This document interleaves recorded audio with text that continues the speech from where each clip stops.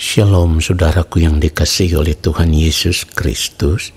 Mari siapkan hati kita untuk masuk dalam doa syukur pagi ini. Mari kita siapkan hati kita sungguh-sungguh saat ini saudaraku. Ini adalah saat yang terindah di mana kita akan masuk di dalam hadirat Tuhan. Kita mau menyembah Bapa di dalam kekudusannya. Tanggalkanlah setiap beban, setiap persoalan, tantangan dan masalah, dan arahkanlah hatimu kepada Tuhan. Haleluya. Saat di hadirat-Mu, saat di hadirat-Mu, saat yang terindah, saat yang terindah. haleluya. Saat menyembah Bapa Dalam kekudusan, dalam kekudusan. amin, haleluya. Katakan sekali lagi, saat di hadirat-Mu, Saat di hadirat-Mu, saat yang terindah, saat yang terindah. katakan saat ku angkat tangan, Saat ku angkat tangan menyembah Yesus, menyembah Yesus. mari katakan kepada Roh Kudus, pimpinku.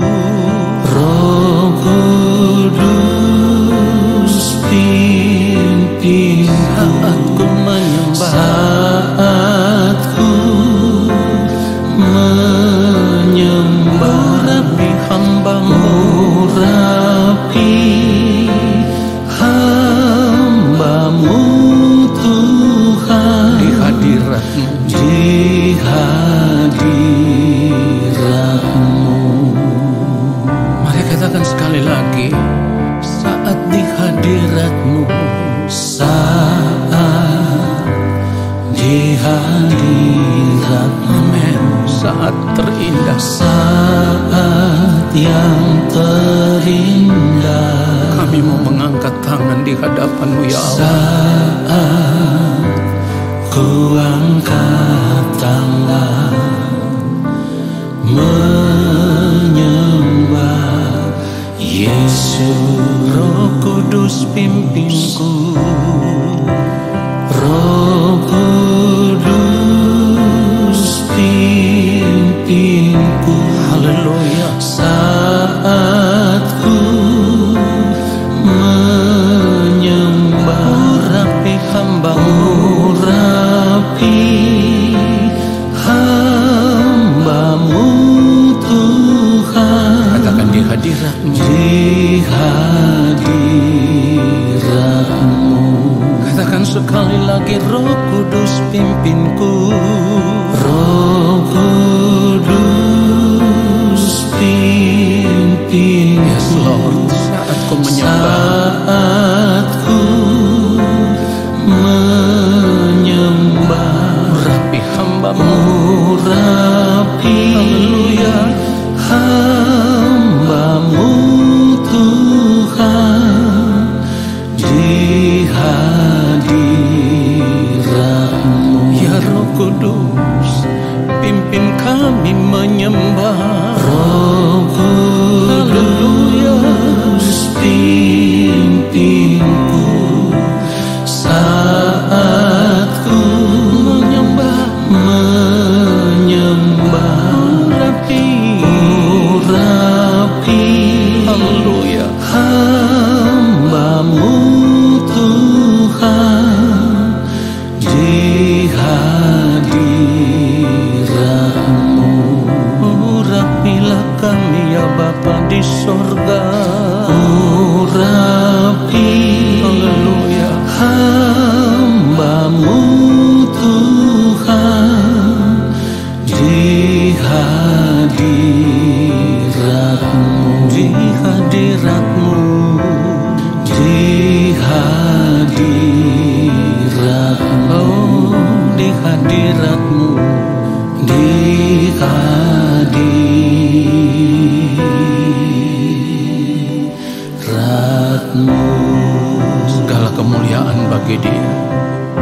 Dia yang layak menerima hormat dan kemuliaan.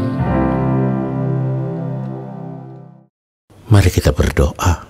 Yang mulia Allah Bapa kami yang ada di dalam kerajaan sorga, saat ini kami ada di hadapan Bapa, dan kami mau menyediakan waktu untuk duduk diam di kaki-Mu ya Tuhan. Kami mau mengangkat hati kami di dalam ucapan syukur yang tidak terhingga karena kasih setia yang Engkau nyatakan di dalam kehidupan kami. Bapa, ajarlah kami akan kebenaran-Mu. Lalu kami mau berjuang untuk hidup seturut dengan firman-Mu. Ketika kami mendengarkan firman-Mu, Allah Roh Kudus mengurapi kami, memberikan kepada kami hikmat pengertian untuk mengerti apa yang menjadi kehendak Bapa. Dan kami mau hidup hanya untuk melakukan kehendak-Mu ya Allah. Urapi hamba-Mu dalam segala keterbatasan, kekurangan, kelemahan, bahkan kebodohan hamba. Taruhlah setiap perkataan itu dalam mulut hamba, supaya hamba dapat menyampaikan semuanya itu seperti yang Bapa kehendaki. Di dalam nama Tuhan Yesus Kristus, kami sambut firman Tuhan saat ini. Amin. Saudaraku yang dikasihi oleh Tuhan Yesus Kristus, kalau kita tahu bahwa nanti ketika kita berada di balik kematian, setiap kita harus berdiri di hadapan pengadilan Tuhan. Dan tidak ada seorang pun yang bisa menghindari akan hal ini, maka mari saat ini kita sadar bahwa selama kita masih ada di dunia ini, kita harus benar-benar berperkara dengan Tuhan. Artinya kita harus benar-benar memperkarakan perjalanan hidup kita di dunia ini dengan Tuhan. Apakah yang kita lakukan selama ini sudah sesuai dengan kehendak Tuhan atau belum? Apakah yang kita lakukan selama ini dipandang baik di mata Tuhan, atau sebaliknya dipandang sebagai kejahatan di mata Tuhan? Itu yang harus kita perkarakan, saudaraku. Yang harus kita ingat adalah masa hidup kita di dunia ini kan hanya sementara, singkat sekali. Jadi sebelum kita menutup mata, ya, kita harus benar-benar memperkarakan keberadaan hidup kita. Apakah kehidupan kita ini benar-benar sudah berkenan di hadapan Tuhan atau belum? Saudaraku, kita harus serius memperkarakan akan hal ini. Kalau kita mau melihat kebenaran firman Tuhan di dalam 2 Korintus pasal yang ke-6, lalu kita membaca ayat 17, kita akan melihat ada sebuah peringatan yang sangat keras yang seharusnya membuat kita mengambil keputusan untuk meninggalkan dunia ini. Tidak lagi bergaul dengan dunia ini. Firman Tuhan katakan di dalam 2 Korintus pasal yang ke-6 ayat 17, sebab itu keluarlah kamu dari antara mereka dan pisahkanlah dirimu dari mereka. Firman Tuhan, dan janganlah menjama apa yang najis, maka aku akan menerima kamu. Saudara, dari kebenaran firman Tuhan ini seharusnya kita mengerti bahwa kalau kita tidak bersedia, kalau kita tidak mau melepaskan keterikatan hidup kita, keterikatan hati kita dengan dunia ini, maka hal itu akan membuat kita tidak bisa diterima oleh Allah. Karena orang yang terikat dengan dunia ini, kehidupannya akan dipenuhi dengan kenajisan dunia ini, saudaraku. Kenajisan yang dimaksudkan di sini adalah segala hal yang tidak sesuai dengan kehendak Tuhan. Jadi kalau kita masih membiarkan hidup kita, hati kita terikat dengan dunia ini, Hal itu menunjukkan bahwa kita lebih memilih dunia ini daripada memilih Allah. Perhatikan itu. Nah, oleh sebab itu ketika firman Tuhan katakan, keluarlah kamu dari antara mereka, ini artinya kita harus bersedia meninggalkan dunia ini dengan segala kesenangannya, apapun bentuknya. Kita harus melepaskan semuanya itu, termasuk keterikatan hati kita dengan segala sesuatu yang kita miliki, yang kita anggap itu menyenangkan, itu menyukakan hati kita, itu membahagiakan kita. Kita harus melepaskan diri kita dari semuanya itu. Lalu kita mulai mengikatkan hidup kita dengan Tuhan. Ingat, ketika kita mau mengikatkan hidup kita dengan Tuhan, tidak boleh ada hal-hal yang lain yang mengisi bejana hati kita. Ya, bejana hati kita harus kita kosongkan. Bejana hati kita hanya boleh diisi oleh Tuhan saja. Saudara, perhatikan ini.